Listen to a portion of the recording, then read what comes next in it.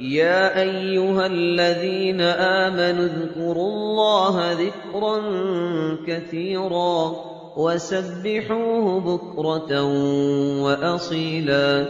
اے اہل ایمان، اللہ کا بہت ذکر کیا کرو اور صبح اور شام اس کی پاکی بیان کرتے رہو۔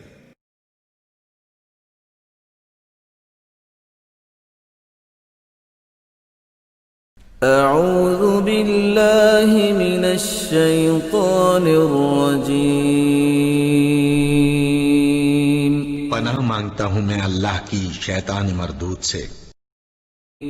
بسم اللہ الرحمن الرحیم۔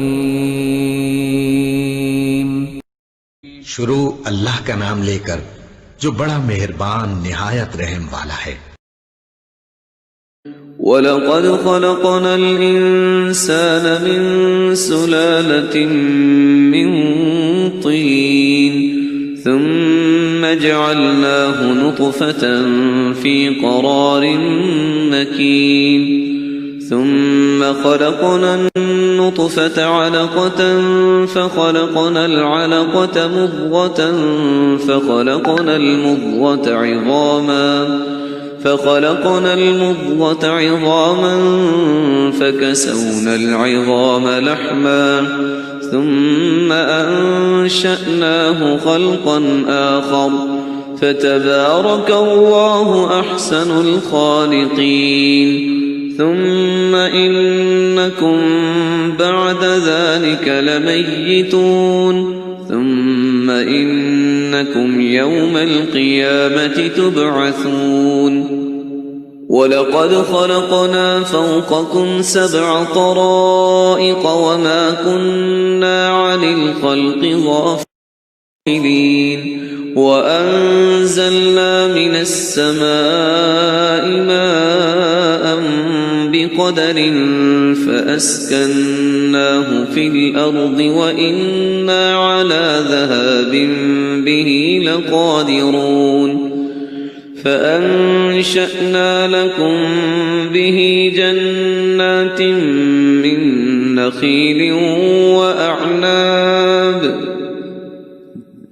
لكم فيها فواكه كثيرة ومنها تأكلون وشجرة تخرج من طور سيناء تنبت بالدهن وصبغ للآكلين وإن لكم في الأنعام لعبرة نسقيكم مما في بطونها ولكم فيها منافع كثيرة ومنها تأكلون وعليها وعلى الفلك تحملون۔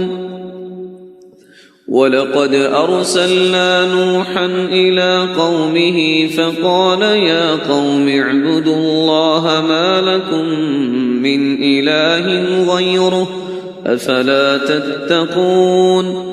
فقال الملأ الذين كفروا من قومه ما هذا إلا بشر مثلكم يريد أن يتفضل عليكم ولو شاء الله لأنزل ملائكة ما سمعنا بهذا في آبائنا الأولين إن هو إلا رجل به جنة فتربصوا به حتى حين۔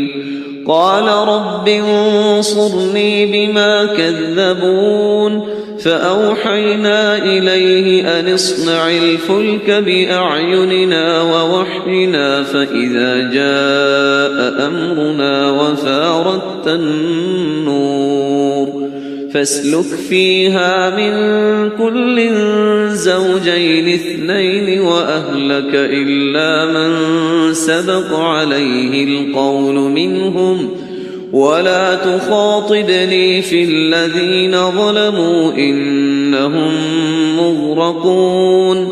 فإذا استويت أنت ومن معك على الفلك فقل الحمد لله الذي نجانا من القوم الظالمين۔ وقل رب أنزلني منزلا مباركا وأنت خير المنزلين نحمده ونصلي على رسوله الكريم اما بعد فاعوذ باللہ من الشیطان الرجیم بسم اللہ الرحمن الرحیم۔ یہ آیت آ گئی ہے یہاں پر جو میں نے کہا تھا کہ سورہ حج کے ساتھ اس کی مشابہت دیکھ لیجئے۔ پہلے رکوع میں وہ مضمون جو آیا تھا، یہاں یہ زیادہ نکھر کر اور زیادہ ایک یوں سمجھیے کہ جامعیت کے ساتھ آیا ہے۔ وَلَقَدْ خَلَقْنَا الْإِنسَانَ مِنْ صُلَالَةٍ مِّن طِينٍ، ہم نے پیدا کیا انسان کو مٹی کے خلاصے سے۔ سلالہ کہتے ہیں کسی چیز کا کشید کر لینا جو اس کا جو اصل جوہر ہو۔ سلہ کسی نے اگر نکالی اپنی تلوار جو ہے میان میں سے گھسیٹ لی، اسے سلہ کہتے ہیں۔ تو تلوار مسلول وہ ہے کہ جو تلوار ننگی ہے، جو اپنے نیام سے باہر آ گئی ہے۔ تو یہ سلالہ زمین کی مٹی سے کشید کی ہوئی چیز، یہ جوہر جو ہے مٹی کا، انسان کی تخلیق کا آغاز اس سے ہوتا ہے۔ جو میں نے کہا تھا کہ نطفہ جو بنتا ہے باپ کے جسم میں، کہاں سے بنتا ہے؟ یہی غذا ہے، مٹی سے آ رہی ہے، چاہے اناج ہے، چاہے گوشت ہے، پروٹین ہے، کچھ ہے، یہی سے زمین ہے۔ تو اسی سے تو نطفہ بنا تھا نا، جس سے کہ جا کر پھر وہ رحم مادر کے اندر جا کر وہ بیج کی طریقے پر ایک جگہ دفن ہو جائے گا۔ تو وہ کہاں سے آیا؟ من صلالۃ من طین۔ یا تو یوں کہیے کہ آدم کی تخلیق سے تذکرہ ہو رہا ہے، لیکن میرے نزدیک جو تعبیر میں کر رہا ہوں وہ زیادہ صحیح ہے کہ یہ ہر انسان کی تخلیق کا بھی آغاز جو ہو رہا ہے، اس نطفے کا بھی کہ جو اس کا نقطہ آغاز ہے، وہ بھی کہاں سے ہے؟ صلالۃ من طین، زمین اور گارے ہی اور مٹی ہی کے یہ جوہر ہیں جو کشید کر کے جسم میں گئے ہیں، اور اس سے باپ کے جسم میں وہ نطفہ جو ہے بنا ہے۔ ثم جعلناہ نطفۃ فی قرار مکین، پھر ہم نے اسے ایک بوند کی شکل میں ٹپکایا ایک ایسی جگہ پر جو بڑی مضبوط ہے، بڑی جمے ہوئے ٹھکانے میں۔ یوٹرس جو ہے، رحم جو ہے، یہ بہت مضبوط ایک آرگن ہے، اس کی دیوار جو ہے وہ بہت مضبوط ہے۔ اس کے اندر جا کر وہ بیج کی طرح پر دفن ہوتا ہے۔ فرٹیلائزڈ اووم جو ہے وہ سب سے پہلے جا کر اس کے اندر دفن ہو جاتا ہے، اس کی دیوار کے اندر ایمبیڈڈ، جیسے کہ بیج زمین کے اندر جاتا ہے اور وہ زمین کے اندر چھپ جاتا ہے۔ ثم خلقنا النطفۃ علقۃ، میں نے عرض کیا تھا کہ علقہ کا ترجمہ یہ بالکل غلط ہے جو ہوتا آیا ہے، اور اس کی وجہ یہ ہے کہ اصل میں جو ہماری جو بھی معلومات تھیں وہ ظاہر بات ہے مشاہدے کی بنا پر ہی تھیں، ابھی نہ تو کوئی ڈسیکشن تھی اور نہ کوئی ابھی مائکروسکوپ تھی کہ ان چیزوں کو سمجھا جا سکتا۔ تو چونکہ جب بھی کبھی کوئی فرض کیجئے کسی کا کوئی حمل ہے ابتدائی، وہ گر گیا ہے، تو نکلتا کیا تھا وہاں سے؟ جمے ہوئے خون کے لوتھڑے نکلتے ہیں۔ تو یہ سمجھا گیا کہ یہ جو پہلی شکل ہوتی ہے انسان کی جو وجود ہوتی ہے وہ رحم کے اندر یوٹرس میں، وہ جمع ہوا خون کا لوتھڑا۔ تو ترجمہ ہمیشہ یہ کیا گیا علقہ کا کہ جمے ہوئے خون کی پھٹک سے اور جمے ہوئے خون کے لوتھڑے سے، حالانکہ عین لام قاف کا کیا تعلق خون کے ساتھ ہے؟ اس سے لفظ معلق بنا ہے، متعلق بنا ہے، تعلق بنا ہے، علاقہ بنا ہے۔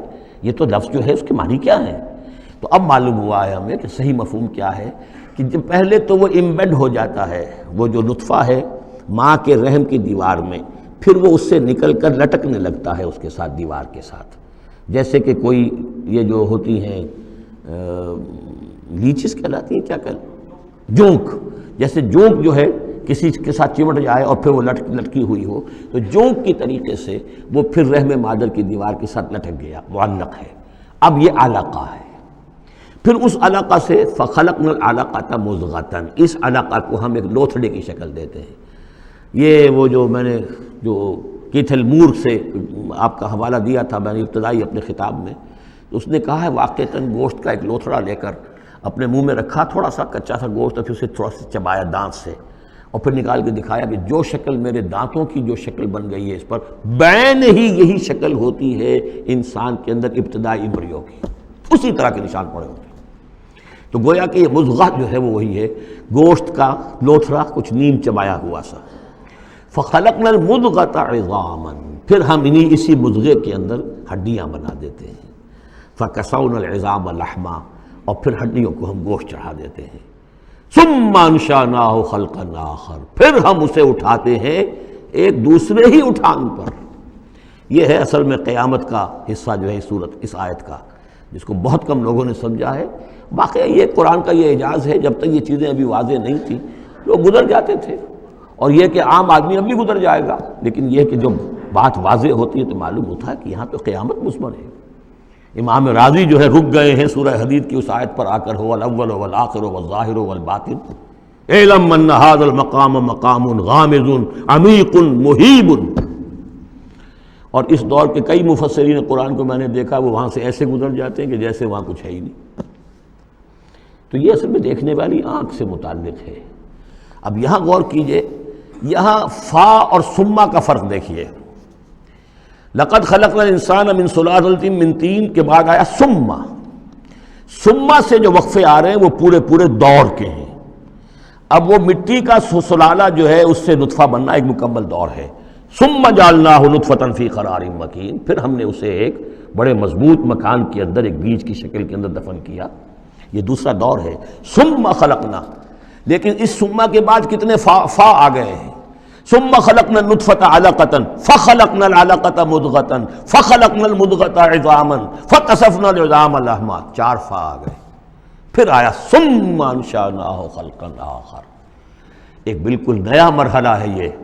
اور اس کی تشریح جو حدیث میں آئی حضرت عبداللہ بن مسعود رضی اللہ تعالیٰ عنہ سے، جب یہ 40 دن نطفہ، 40 دن علقہ، 40 دن مضغہ، جب 120 دن ہو جاتے ہیں، 4 مہینہ، اللہ تعالیٰ فرشتے کو بھیجتا ہے اور وہ کولڈ سٹوریج جہاں اس کی روح تھی ابھی، وہاں سے اس روح کو لاتا ہے اور اس میں شامل کر دیتا ہے۔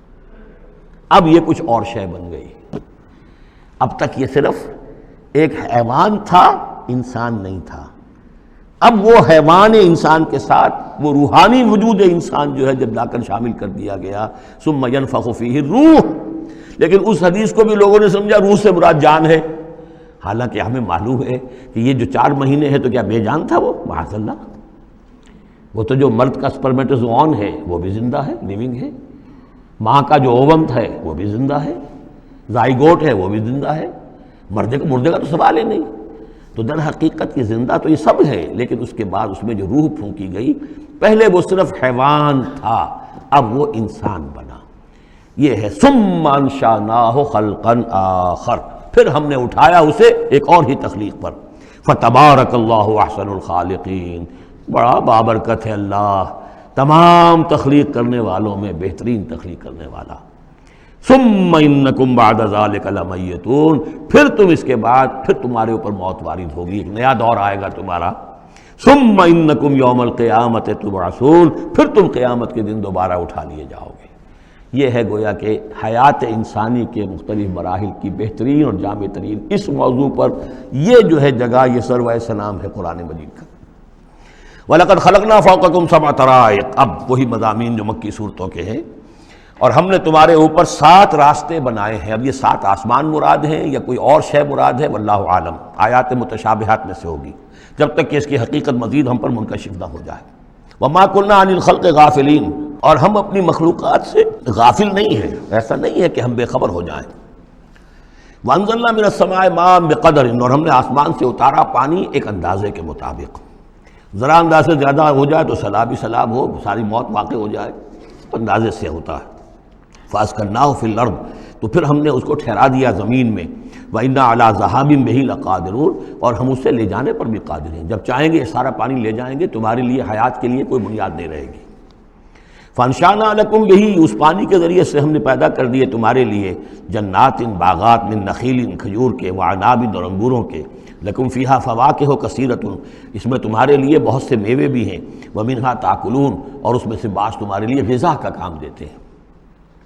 وَشَجَرَةً تَخْرُجُ مِنْ طُورِ سِینَاء، اور وہ درخت بھی ہم نے بنایا جو طور سینا پہاڑ سے نکلتا ہے۔ عام طور پر یہ جو درخت ہے اس کا جو زیتون کا، وہ پہاڑی علاقوں میں ہوتا ہے۔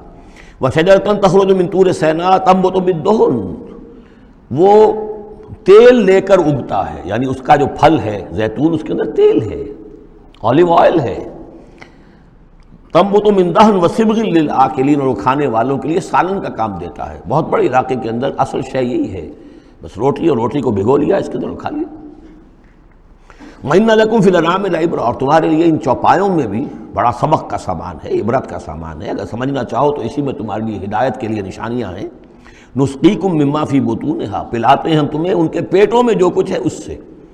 سورہ نحل میں آیا تھا مِن بَيْنِ فَرْثٍ وَدَمٍ، گوبر اور خون کے مابین سے ہم تمہارے لیے دودھ کی دھاریں، رب کا شکر ادا کر بھائی جس نے پلائیں، کیا ہے، جس نے ہماری گائے بنائی، اس خالق کو کیوں نہ پکاریں جس نے پلائیں دودھ کی دھاریں۔ کہاں سے آ رہی ہیں دودھ کی دھاریں؟ ذرا پیٹ چاک کر کے تو دیکھیے اس کے اندر یا گوبر بھرا ہوا ہوگا یا خون ہوگا۔ نسقیکم مما فی بطونها ولکم فیہا منافع کثیرۃ، اور بھی بہت سے منافع، تمہارا سامان بھی ڈھو کر لے جاتے ہیں، ومنھا تاکلون، اور اس میں سے تم کھاتے بھی ہو، تمہاری پروٹین کی غذا جو ہے انہی کا گوشت ہے۔ وعلیہا وعلی الفلک تحملون، اور تم اس کے اوپر سواری کرتے ہو، اٹھائے جاتے ہو، اور کشتیوں پر بھی سوار کیے جاتے ہو۔ یہ ساری آیات ہیں ہماری، یہ نشانیاں ہیں۔ وَلَقَدْ أَرْسَلْنَا نُوحًا إِلَىٰ قَوْمِهِ، اور ہم نے بھیجا تھا نوح کو اس کی قوم کی طرف، فَقَالَ يَا قَوْمِ اعْبُدُوا اللَّهَ مَا لَكُم مِّنْ إِلَٰهٍ غَيْرُهُ، تو اس نے کہا ہے میری قوم کے لوگوں اللہ کی بندگی کرو، تمہارا کوئی الہ نہیں ہے اس کے سوا، فَلَا تَتَّقُونَ، تو کیا تم ڈرتے نہیں ہو؟ فقال الملأ الذين كفروا من قومه، تو کہا اس کی قوم کے ان سرداروں نے جنہوں نے کفر کی روش اختیار کی، ما ھذا الا بشر مثلکم، اپنے عوام کو مخاطب کر کے انہوں نے کہا یہ نوح نہیں ہے اس کے سوا کہ تمہاری طرح کا ایک انسان ہے، یرید ان یتفضل علیکم، یہ ذرا تمہارے اوپر اپنی فوقیت چاہتا ہے، سرداری چاہتا ہے، اس کو کچھ شوق چڑھایا ہے کہ اب اس نے سارا ڈھونگ رچایا ہے رسالت کا، نبوت کا، چاہتا کیا ہے یہ کہ حکومت اس کے پاس آ جائے، تمہارے اوپر حکومت کرے۔ وَلَوْ شَاءَ اللَّهُ لَأَنزَلَ مَلَائِكَةً، اللہ چاہتا تو فرشتوں کو بھیج دیتا، یہ کیوں؟ یہ نوح کے اندر کیا سرخاب کے پر لگے ہوئے تھے کہ اس کو نبی بنا دیا۔ مَا سَمِعْنَا بِهَذَا فِي آبَائِنَا الْأَوَّلِينَ، ہم نے تو اپنے جو آباء و اجداد میں اس طرح کی کوئی بات سنی ہی نہیں ہے، یہ تو بالکل نئی نویلی بات ہے جو یہ کہہ رہے ہیں کہ کوئی نبی ہے اور وہ اللہ نے اس کو مبعوث کیا ہے۔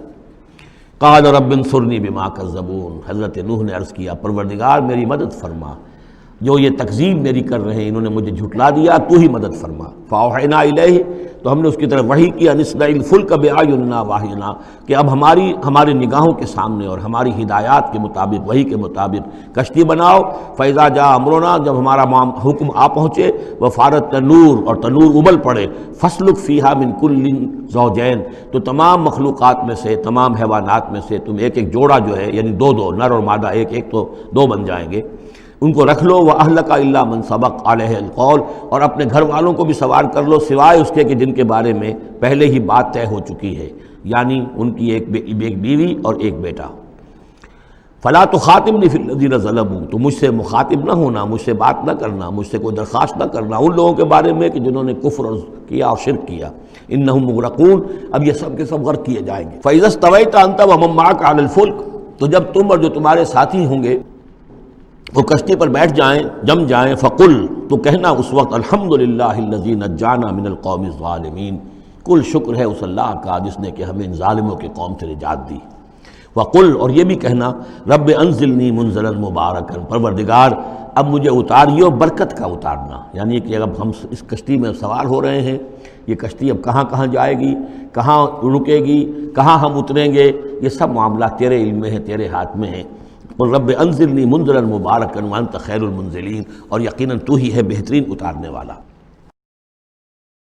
بارک اللہ لی ولکم فی القرآن العظیم ونفعنی وإیاکم بالآیات والذکر الحکیم۔